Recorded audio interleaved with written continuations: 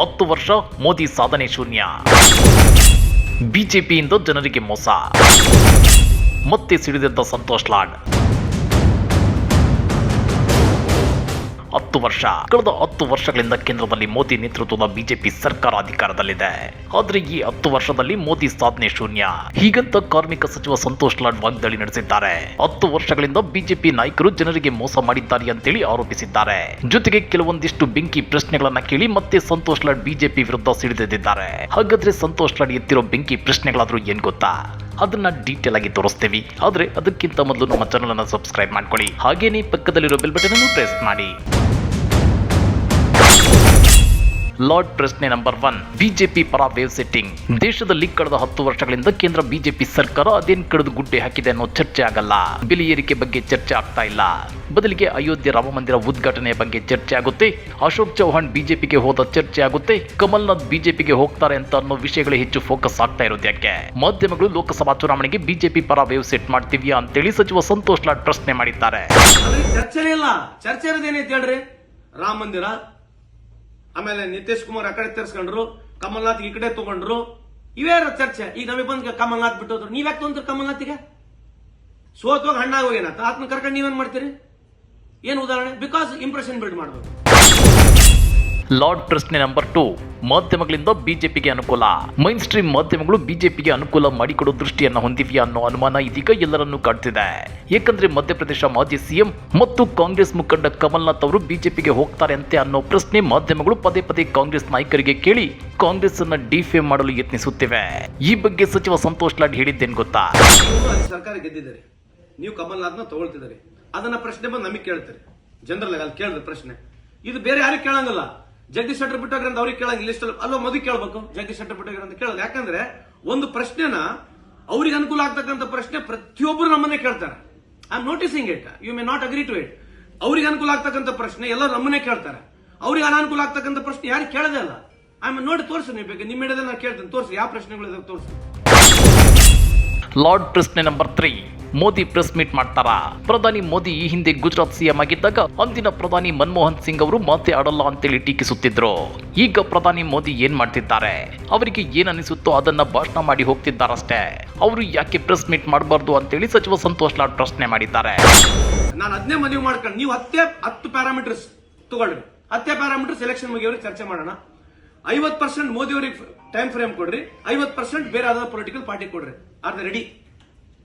50% ನರೇಂದ್ರ ಮೋದಿ ಸಾಹೇಬರಿಗೆ 50% ಕೊಡಿ ಮೀಡಿಯಾದಾಗ, 50% ಬೇರೆ ಪೊಲಿಟಿಕಲ್ ಪಾರ್ಟಿ ಕೊಡ್ರಿ, ಇನ್ಕ್ಲೂಡಿಂಗ್ ಕಾಂಗ್ರೆಸ್ ಎಲ್ಲರಿಗೆ ಕೊಡ್ರಿ.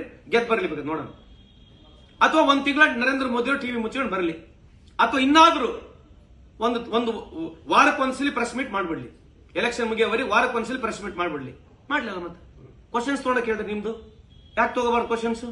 ಮನಮೋಹನ್ ಸಿಂಗ್ ಇಗ್ಗ ಮುಗ್ಗ ಬೈದ್ರು, ಬಾಯ ತೆಗೆಲ್ಲ ಹಂಗಿಂಗ್ ಮಾತಾಡಲ್ಲ ಅಂತಂದ್ರು. ನೀವೇನ್ ಮಾತಾಡ್ತೀರಿ? ನಿಮ್ಗೇನ್ ಬೇಕಿದ್ ಮಾತಾಡೋದು ಹೋಗ್ಬಿಡೋದು ಅಷ್ಟೇ. ಎಲ್ಲಿ ತಗನ ಮಾಡಿದ್ರೆ? ಲಾರ್ಡ್ ಪ್ರಶ್ನೆ ನಂಬರ್ 4, ಬಿಜೆಪಿ ಹಿಂದೂ ಅಸ್ತ್ರ ಎಲೆಕ್ಷನ್ ಗಿಮಿಕ್. ಹಿಂದೂ ಅಂತೇಳಿ ಮಂತ್ರ ಪಠಿಸೋ ಬಿಜೆಪಿ ನಾಯಕರು ಕೇವಲ ಲೋಕಸಭಾ ಚುನಾವಣೆಗಾಗಿ ಗಿಮಿಕ್ ಮಾಡ್ತಿದ್ದಾರಾ ಅನ್ನೋ ಅನುಮಾನ ಕಾಡ್ತಿದೆ. ಕೋವಿಡ್ ಬಂದು ಜನ ಸತ್ತಾಗ ಹೆಣ ಸಾಗಿ ಹಾಕಿದ್ದು ಯಾರು? ಮುಸ್ಲಿಮರಲ್ವಾ ಅಂತೇಳಿ ಸಚಿವ ಸಂತೋಷ್ ಲಾಡ್ ಪ್ರಶ್ನೆ ಮಾಡಿದ್ದಾರೆ. ಇವರು ಹಿಂದೂ ಅಂತ ಇವರಿಂದ ಯಾ ಹಿಂದೂ ಲಾಭ ಆಗಿ? ನೀನ್ ಹಿಂದೂ ಹೋಗಲ್ಲಪ್ಪ, ನಾನು ಹಿಂದೂ ಏನ್ ಲಾಭ ಆಗೈತೆ ಹೇಳು? ಹಿಂದೂ ಅಂತ ಈಗ ಶುರು ಮಾಡ್ಕೊಂಡು ಏನ್ ಬರ್ತಾರೆ ಅಗ್ಲಾಲಿದ್ದು. ಈಗ ಇದೇ ದೇಶದಲ್ಲಿ ಹೇಳಲ್ಲ, ಕೋವಿಡ್ ಸಂದರ್ಭದಲ್ಲಿ ನಮ್ ತಾಯಿ ನಿಮ್ ತಾಯಿ ಸತ್ತಾಗ, ನಮ್ ತಂದೆ ನಿಮ್ ತಂದೆ ಸತ್ತಾಗ ಯಾರು ಒಬ್ಬ ಹಿಂದೂ ಹೋಗಿ ನಾವು ಹೋಗ್ಲಿಲ್ಲ, ನಮ್ಮ ಹೆಣ ಹೊರ್ಲಿ. ಅವಾಗೆಲ್ಲ ಮುಸಲ್ಮಾನರೇ ಹೋರಿದ್ರು. 45 ಲಕ್ಷ ಜನ ಜೀವ ಕಳ್ಕೊಂಡಾಗ ಕನಿಷ್ಠ ಪಕ್ಷ 80 to 70% of bodies only Muslim ರೋಗ ಶವ ಸಂಸ್ಕಾರ ಮಾಡಿದ್ದಾರೆ. ಇದ್ರ ಬಗ್ಗೆ ಯಾಕೆ ಚರ್ಚೆ ಮಾಡೋದು ಬೇಡ? ಅವಾಗೇನು ಅವಾಗ ಬೇಕಾಗಿರಲಿಲ್ಲ? ತೋರಿಸಲ್ಲ, ನಾವು ನೋಡ್ತೀವಿ ನಮ್ಮ ಊರಾಗೆ ಸತ್ತಾರೆ. ತೋರಿಸಲ್ಲ, RSS ನವರಾಗಿರ್ಲಿ, ಹಿಂದೂವಾದಿಗಳಾಗಿರ್ಲಿ. ನಾನು ಹಿಂದೂನೇ, RSS ಇಲ್ದ್ರೇನಾಯ್ತು? ನೀವು ಹಿಂದೂನೇ, RSS ಇಲ್ದ್ರೇನಾಯ್ತು? ಯಾರು ಹೋಗ್ಯಾರ ತೋರ್ಸ ನೋಡೋಣ. ಎಲೆಕ್ಷನ್ ಬಂದಾಗ ಮಾತ್ರ ಮುಸ್ಲಿಂ ಹಿಂದೂ ಮಾಡ್ಕೊಂಡು ಓಟ್ಗಳು ತಗೊಳೋದು, ಅವ್ರಿಗೆ ಬೇಕಾಗಿರ್ತದ ವಾತಾವರಣ ಕ್ರಿಯೇಟ್ ಮಾಡ್ಕೊಳ್ಳೋದು. Today whatever it is, as media has got a big influence. Lord ಪ್ರಶ್ನೆ ನಂಬರ್ 5, 2G ಸ್ಕ್ಯಾಮ್ ಏನಾಯ್ತು? ಈ ಹಿಂದೆ UPA ಸರ್ಕಾರ ಇದ್ದಾಗ ಯಾವ್ಯಾವ ಸ್ಕ್ಯಾಮ್ಗಳು ಹೊರಬಂದಿದ್ವು? 2G ಸ್ಕ್ಯಾಮ್ 10 ಲಕ್ಷ ಕೋಟಿ ರೂಪಾಯಿ ಅಂತೇಳಿ ಮೀಡಿಯಾಗಳಲ್ಲಿ ಸುದ್ದಿಯಾಗಿತ್ತು. ಹಾಗಾದ್ರೆ ಆ ಸ್ಕ್ಯಾಮ್ ಅಲ್ಲಿ ಎಷ್ಟು ಜನ ಅರೆಸ್ಟ್ ಆದ್ರೂ? ತನಿಖೆ ಎಲ್ಲಿಗೆ ಬಂತು? ಮಾಧ್ಯಮಗಳು ಬಿಂಬಿಸಿದ್ದಕ್ಕೆ ತಾನೇ UPA ಸರ್ಕಾರ ಬಿದ್ದು ಹೋಗಿದ್ದು. ಹಾಗಾದ್ರೆ ಕಳೆದ 10 ವರ್ಷಗಳಿಂದ ಮೋದಿ ಸರ್ಕಾರ ಒಂದೇ ಒಂದು ತಪ್ಪನ್ನು ಮಾಡಿಲ್ವಾ ಅಂತೇಳಿ ಸಂತೋಷ್ ಲಾಡ್ ಮೈನ್ ಸ್ಟ್ರೀಮ್ ಮಾಧ್ಯಮಗಳನ್ನ ತರಾಟೆಗೆ ತಗೊಂಡಿದ್ದಾರೆ. ನಮಗೆಲ್ಲ 2 ಲಕ್ಷ ಕೋಟಿ 10 ಲಕ್ಷ ಕೋಟಿ ಸ್ಕ್ಯಾಮ್, 2G ಸ್ಕ್ಯಾಮ್ ಎಷ್ಟಿತ್ತು ಹೋಯ್ತು?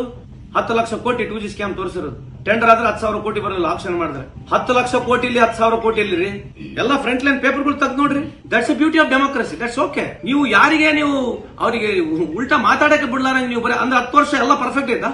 ಕೇಂದ್ರ ಸರ್ಕಾರದ ಏನು ಒಂದು ಮೈನಸ್ ಇಲ್ಲ ಅಂದ್ರೆ 10 ವರ್ಷದ ಕೇಂದ್ರ ಸರ್ಕಾರದ ಒಂದು ಮೈನಸ್ ಇಲ್ಲ. ಒಂದ್ ಪೆಪರ್ಮೆಂಟ್ ಅಂಗಡಿ ಇಟ್ಟರೆ 10 ವರ್ಷದಾಗ ಹುಳ ಬಿದ್ದು ಹೋಗ್ತಾವ್ರಿ ಪೆಪರ್ಮೆಂಟ್ ಅಂಗಡಿಗಳು. 10 ವರ್ಷದ ಕೇಂದ್ರ ಸರ್ಕಾರದಿಂದ ಒಂದು ಮೈನಸ್ ಇಲ್ಲ. ಇದೇನ್ರಿ ಇದು ಅಬ್ಸಲ್ಯೂಟ್ ಬೆಸ್ಟ್ ಅಲ್ಲ. ಮತ್ತೆ ಬರ್ತಾನೆ ಯಾರು ಮತ್ತೆ ನಾವು ಹಿಂಗೆ ಹಾಕಿರ್ಬೇಕು, ಎಲ್ಲ ಸುಖವಾಗಿದ್ ಬಿಡ್ಬೇಕಲ್ಲ ನಾವೆಲ್ಲರೂ. ಲಾರ್ಡ್ ಪ್ರಶ್ನೆ ನಂಬರ್ 6, ಚುನಾವಣೆಗೆ ಬಿಜೆಪಿ ಅಜೆಂಡಾ ಸೆಟ್. ಬಿಜೆಪಿಯವರು ಚುನಾವಣೆ ಬಂದಾಗ ಒಂದು ಅಜೆಂಡಾ ಸೆಟ್ ಮಾಡ್ತಾರೆ. ಈಗ ರಾಮ ಮಂದಿರದ ಹೆಸರಲ್ಲಿ ಮತ ಕೇಳುತ್ತಿದ್ದಾರೆ. ರಾಮ ರಹೀಂ ಪಾಕಿಸ್ತಾನ ಅಫ್ಘಾನಿಸ್ತಾನ ಹೆಸರಿನ ಮೂಲಕ ಜನರನ್ನ ಹುಚ್ಚು ಮಾಡುತ್ತಾರೆ. ಕಳೆದ ಚುನಾವಣೆಯಲ್ಲಿ ಪುಲ್ವಾಮಾ ದಾಳಿಯ ಬಗ್ಗೆ ಮಾತನಾಡಿದ್ರು. ಈಗ ಹಿಂದುತ್ವ ಮತ್ತು ರಾಮ ಮಂದಿರದ ಬಗ್ಗೆ ಮಾತನಾಡುತ್ತಿದ್ದಾರೆ. ಅವರಿಂದ ಯಾವ ಹಿಂದೂಗಳಿಗೂ ಲಾಭವಾಗಿಲ್ಲ ಅಂತೇಳಿ ಸಚಿವ ಸಂತೋಷ್ ಲಾಡ್ ಕಿಡಿಕಾರಿದ್ದಾರೆ. ಅವ್ರಿಗೆ ಗೊತ್ತಿದೆ ಜನಕ್ಕೆ ಹೆಂಗ್ ಹುಚ್ಚು ಮಾಡ್ಬೇಕಂದ್ರೆ ಟಿವಿ ಮುಖಾಂತರನೇ. ರಾಮ ರಹೀಮ ಪಾಕಿಸ್ತಾನ ಅಫ್ಘಾನಿಸ್ತಾನ ತಾಲಿಬಾನ ಇವ್ ಇನ್ನೂ 3 ತಿಂಗಳು ಇವೇ ಕೇಳೋದು, ನಾವ್ ಇನ್ನೇನ್ ಕೇಳೋದಲ್ಲ. ಅಂದ್ರೆ ಈ ಚುನಾವಣೆ ಅದು ವರ್ಕ್ ಆಗುತ್ತೆ ಸರ್? ಎಲ್ಲಾ ಚುನಾವಣೆಗೆ ಇದೇ ವರ್ಕ್ ಆಗಿರೋದು, ಇನ್ಯಾ ಚುನಾವಣೆಗೆ ಏನ್ ವರ್ಕ್ ಆಗಿದೆ? ಲಾಸ್ಟ್ ಟೈಮ್ ಪುಲ್ವಾಮಾ ಹೇಳಿದ್ರು. ಪುಲ್ವಾಮಾ ಬಗ್ಗೆ ನೀವು ಯಾವತ್ತನ ಪ್ರಶ್ನೆ ಕೇಳಿದಿರಾ? ಹೆಂಗ್ ಬಂತ 300 kg RDX ಒಳಗಡೆ? ಆ 300 kg RDX ಬರೋದಿರ್ಲಿ, ಆ ವ್ಯಾನ್ 3 ದಿವಸ ಅಲ್ಲೇ ತಿರುಗಾಡೈತೆ. ಆ ವ್ಯಾನ್ 3 ದಿವಸ ಅಲ್ಲೇ ತಿರುಗಾಡೈತೆ. ಆಮೇಲೆ ಪ್ಯಾರಾಮಿಲಿಟರಿ ಫೋರ್ಸಸ್ ನಲ್ಲಿ ಅದು ಬಹಳ ಅತ್ಯಂತ ಸೆಕ್ಯೂರಿಟಿ ಬ್ರೀಚ್ ಹೆಂಗ್ ಆಗೈತೆ. ಅವ್ನು ಹೋಗಿ ಬಸ್ಸಿಗೆ ಹೆಂಗ್ ಹೊಡೆದ ಅವನು? ಆ ಬಸ್ ಇದೇ ಟೈಮಿಗೆ ಬರ್ತಂತ ಯಾರಿಗೆ ಮಾಹಿತಿ ಇತ್ತಿದ್ದು? ಆಯ್ತು, ಮಿಸ್ ಆಯ್ತು. ಯಾರು ಒಬ್ರಿಗೇನಾದ್ರೂ ಸಜಾ ಆಗಿದೆಯಾ? ಯಾರಿಗೆ ಒಬ್ರಿಗೇನ ಸಜಾ ಆಗಿದೆಯಾ? 300 kg RDX ಬಂದಿರೋದು ಆ ವ್ಯಾನ್ ನಲ್ಲಿ 3 ದಿವಸ ಅಲ್ಲೇ ತಿರುಗಾಡಿದೆ.